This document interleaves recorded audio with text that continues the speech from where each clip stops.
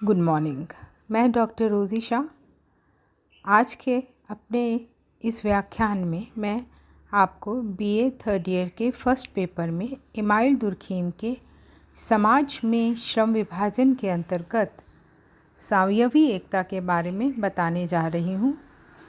अपने पिछले व्याख्यान में मैंने आपको इमाइल दुर्खीम के समाज में श्रम विभाजन के अंतर्गत यांत्रिक एकता से संबंधित विचारों को साझा किया था। उसी कड़ी को आगे बढ़ाते हुए आज मैं आपको सावयवी एकता के बारे में समझाऊंगी। सावयवी एकता दमनकारी कानून की शक्ति सामूहिक मन में होती है। सामूहिक मन को समानता से शक्ति प्राप्त होती है। दमनकारी कानून प्रत्येक व्यक्ति को संपूर्ण समूह के साथ प्रत्यक्ष रूप से जोड़ देते हैं। आदिम समाजों में दमनकारी कानून की प्रधानता होती है क्योंकि उनमें समानताएं सामाजिक जीवन का आधार होती हैं। किंतु आधुनिक समाज श्रम विभाजन और विशेषीकरण से प्रभावित है, जिसमें समानताओं के स्थान पर विभिन्नताओं का प्रभुत्व होता है। सामाजिक जीवन की ये विभिन्नता व्यक्तिगत मन को प्रमुखता देती है। व्यक्तिगत स्वतंत्रता की वृद्धि सामूहिक आत्मा की शक्ति को कम कर देती है। अतः आधुनिक समाज में व्यक्ति प्रत्यक्ष रूप से समाज के साथ बंधा नहीं रहता। इस समाज में मनुष्यों के पारस्परिक संबंधों का अधिक महत्व होता है। यही कारण है कि दुर्खीम ने आधुनिक समाजों में दमनकारी कानून के स्थान पर प्रतिकारी कानून की प्रधानता बताई है। मैंने आपको पहले भी बताया था कि इमाइल दुर्खीम ने दो प्रकार के कानून बताए हैं। एक दमनकारी कानून जो यांत्रिक एकता को प्रकट करता है और दूसरा प्रतिकारी कानून जो सावयवी एकता को उत्पन्न करता है। विभिन्नतापूर्ण जीवन में मनुष्यों को एक दूसरे पर आश्रित रहना पड़ता है। क्यों आश्रित रहना पड़ता है ये भी समझ लीजिए। क्योंकि प्रत्येक व्यक्ति केवल एक कार्य में विशेष योग्यता प्राप्त करता है या विशेषीकरण प्राप्त करता है। विशेषीकरण मैं आपको पुनः समझा दूँ। जब कोई व्यक्ति एक कार्य को बार बार करता है तो वह उस कार्य में दक्ष हो जाता है और इस प्रकार समाज में विशेषीकरण का विकास होता है और शेष समस्त कार्यों के लिए उसे दूसरों पर निर्भर रहना पड़ता है या वह दूसरों पर निर्भर करता है। समूह के सदस्यों की ये पारस्परिक निर्भरता, उनकी व्यक्तिगत और समानता उन्हें एक दूसरे के निकट आने के लिए बाध्य करती है, जिसके आधार पर समाज में एकता की स्थापना होती है। और इसी एकता को इमाइल दुर्खीम ने सावयवी एकता कहा है। ये एकता यानी सावयवी एकता जटिल, विकसित, आधुनिक औद्योगिक समाजों में विद्यमान होती है, जैसे नगर, महानगर, औद्योगिक केंद्र। इन समाजों में सदस्यों में सभी क्षेत्रों में विभिन्नताएं पाई जाती हैं। सावयवी एकता वाले समाज आकार में बड़े होते हैं। इनकी संख्या तथा जनसंख्या का घनत्व, यहाँ संख्या जो लिखी है उसका अर्थ है जनसंख्या। इनकी जनसंख्या तथा जनसंख्या का घनत्व यांत्रिक एकता वाले समाजों की तुलना में बहुत अधिक होता है। ये बड़े भौगोलिक क्षेत्र में बसे होते हैं।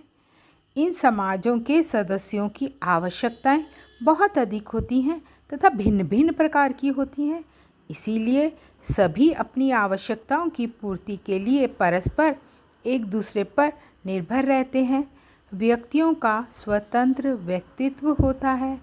इसमें सामूहिक भावना, सामूहिक चेतना आदि का प्रभाव कम हो जाता है।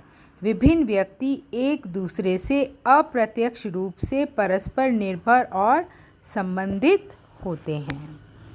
अब मैं आपको सावयवी एकता की विशेषताएं बताऊंगी। मानव व्यवहार और मनोविज्ञान। सावयवी एकता वाले जटिल समाजों में व्यक्तियों की मानसिक, नैतिक और सामाजिक एकरूपता का लोप हो जाता है।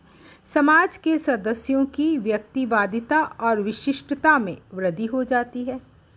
उनके विश्वास, धारणाएं, मत, तरीके, पसंद, नैतिकता में कम से कम समानता पाई जाती है। दुर्खीम के अनुसार इस व्यक्तिवादिता का कारण श्रम विभाजन है। विशेषीकरण के कारण परंपराओं में कमी आ जाती है। व्यक्तियों की भूमिका तथा परिस्थिति के निर्धारण में आनुवंशिकता का महत्व कम हो जाता है। हमने परिस्थिति एवं भूमिका को पढ़ा है। उसमें हमने दो प्रकार की परिस्थिति को समझा था, प्रदत्त और अर्जित। प्रदत्त परिस्थिति जो कि हमें आनुवंशिक रूप से प्राप्त होती है। समाज में परिस्थिति प्रदत्त से अर्जित में परिवर्तित हो जाती है। अर्जित जो हमें अपनी कार्यकुशलता, योग्यता, मेहनत, उपलब्धियों के आधार पर प्राप्त होती है। व्यवसाय और सामाजिक स्थिति पिता से पुत्र को हस्तांतरित नहीं होती तथा जाति के प्रतिबंधन भी कम हो जाते हैं, ढीले हो जाते हैं। परंपरागत बंधन टूट जाते हैं और इनको तोड़ने में, कम करने में श्रम विभाजन सहायक सिद्ध होता है। चलिए दूसरी विशेषता जानते हैं, कानून, नैतिकता और सामाजिक नियंत्रण। दुर्खीम का मत है कि श्रम विभाजन के प्रभाव से सार्वजनिक तथा सामान्य सामाजिक चेतना तथा सामाजिक अंतर्विवेक को एक रूपता में कमी आ जाती है। अपराधी क्रियाओं को समाज विरोधी नहीं माना जाकर केवल व्यक्ति की हानि समझा जाता है। समाज के सदस्यों में धार्मिक लक्षणों, विचारों, विश्वासों में कमी आने लगती है। कानून में दमनात्मक लक्षणों में दिन प्रतिदिन कमी आती है। संपूर्ण समूह के नैतिक अंतर्विवेक तथा चेतना को दंड के द्वारा स्थापित करने पर जोर नहीं दिया जाता, जिसके परिणाम स्वरूप दमनात्मक दंड में कमी आती है। अपराधी केवल हानि पहुंचाने वाले व्यक्ति की हानि की पूर्ति करता है। सामाजिक नियंत्रण, सामूहिक उत्तरदायित्व के दृष्टिकोण कमज़ोर होने लगते हैं, यानी इनकी कठोरता में कमी आने लगती है। परिवर्तन के फलस्वरूप कुछ सार्वजनिक क्षेत्रों के व्यवहार ही निश्चित रह पाते हैं। अन्य क्षेत्रों में, विशेष रूप से निजी क्षेत्रों में, प्रत्येक सदस्य की इच्छा अनुसार व्यवहार करने की आज़ादी होती है। व्यक्तिगत स्वतंत्रता में वृद्धि होती है। परिणाम स्वरूप समझौते के जो कानून होते हैं उनमें वृद्धि हो जाती है। विभिन्न व्यक्ति परस्पर संबंधों को समझौते के अनुसार स्थापित करते हैं। तीसरी विशेषता, एकात्मकता और सामाजिक बंधन। दुर्खीम के अनुसार सावयवी एकता वाले समाज में व्यक्तियों में एकरूपता तथा सजातीयता विद्यमान नहीं होती। इसीलिए एकरूपता पर आधारित सामाजिक एकता तथा सामाजिक बंधन ढीले हो जाते हैं। सामाजिक बंधन की भूमिका एकरूपता नहीं निभाती है। वे लिखते हैं कि अगर समाज में इन बंधनों को निभाने की भूमिका को दूसरा नहीं लेता है तो समाज में अव्यवस्था फैल सकती है, समूह की एकता नष्ट हो जाती है। दुर्खीम के अनुसार श्रम विभाजन ही वह नया बंधन है जो व्यक्तियों में एकता बनाए रखने की भूमिका निभाता है। अब समूह को सुदृढ़ और एकता का आधार व्यक्तियों की पारस्परिक निर्भरता है। ये श्रम के विभाजन का परिणाम है, जिसके कारण विशेषीकरण में वृद्धि होती है। प्रत्येक को एक दूसरे की ज़रूरत होती है, क्योंकि प्रत्येक व्यक्ति केवल एक विशिष्ट कार्य को ही संपन्न करता है। कार्य सभी के सहयोग से संपन्न होते हैं, इसीलिए सभी परस्पर एक दूसरे को सहयोग करते हैं। दुर्खीम का कहना है कि इस प्रकार से श्रम विभाजन के परिणाम स्वरूप यांत्रिक एकता का रूपांतरण सावयवी एकता में हो जाता है। राजनीतिक शासन प्रणाली, चौथी विशेषता आपको बता रही हूँ। सावयवी एकता वाले समाजों की एक विशेषता ये भी है कि इनमें राजनीतिक कार्यों का भी विशेषीकरण हो जाता है, जैसे न्यायपालिका, कार्यपालिका के द्वारा विभिन्न राजनीतिक कार्यों को संपन्न किया जाता है। अब राजनीतिक पद जो होते हैं वो पिता से पुत्र को प्राप्त नहीं होते, यानी पिता से पुत्र को वंशानुगत रूप से जो पहले प्राप्त होते थे, हस्तांतरित होते थे, अब नहीं होते हैं। वंशानुगत राजनीतिक पदों की प्रवृत्ति में कमी आ जाती है। सरकार तथा नागरिक के पारस्परिक संबंध समझौतों के अनुसार निर्धारित होते हैं। संक्षेप में कहें तो अब सार्वजनिक सभा में समूह के सभी सदस्य राजनीतिक कार्यों को मिलजुल कर नहीं करते। संपूर्ण राजनीतिक व्यवस्था औपचारिक स्वरूप में विकसित हो जाती है, जो सावयवी एकता वाले समाजों की विशिष्टता है। पांचवी विशेषता, आर्थिक संगठन।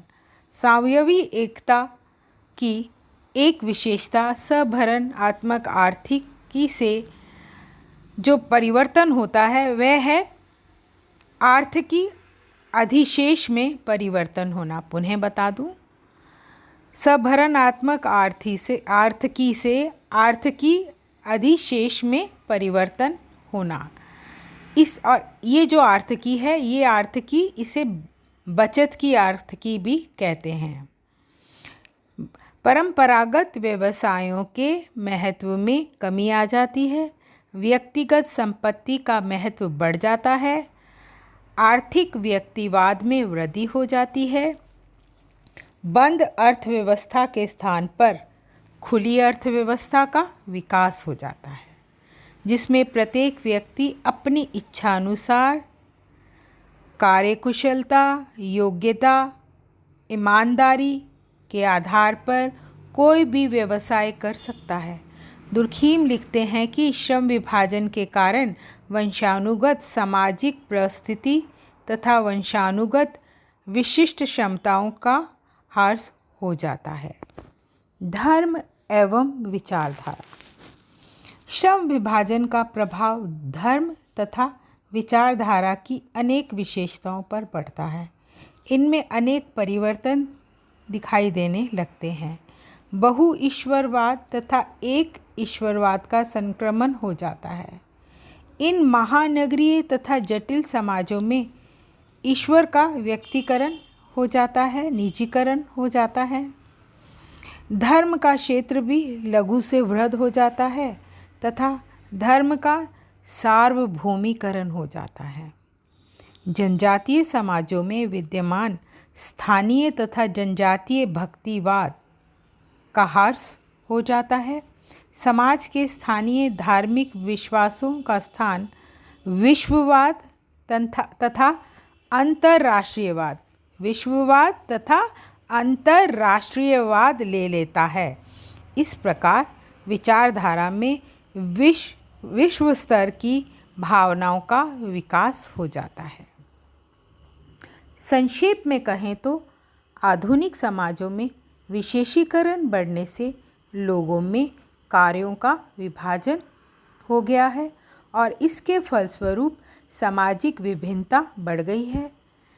इस श्रम विभाजन के परिणाम स्वरूप समूह के सदस्य एक दूसरे पर आश्रित हो गए हैं। जैविकीय सावयव की भांति सामाजिक सावयव के विभिन्न अंगों के प्रकार्यात्मक विशेषीकरण से उत्पन्न आवश्यक सहयोग इस संपूर्ण सहयोग की क्रियाशीलता का आधार है। अंततः श्रम विभाजन से उत्पन्न समाज में जो एकता पाई जाती है उसे दुर्खीम सावयवी एकता कहते हैं। धन्यवाद।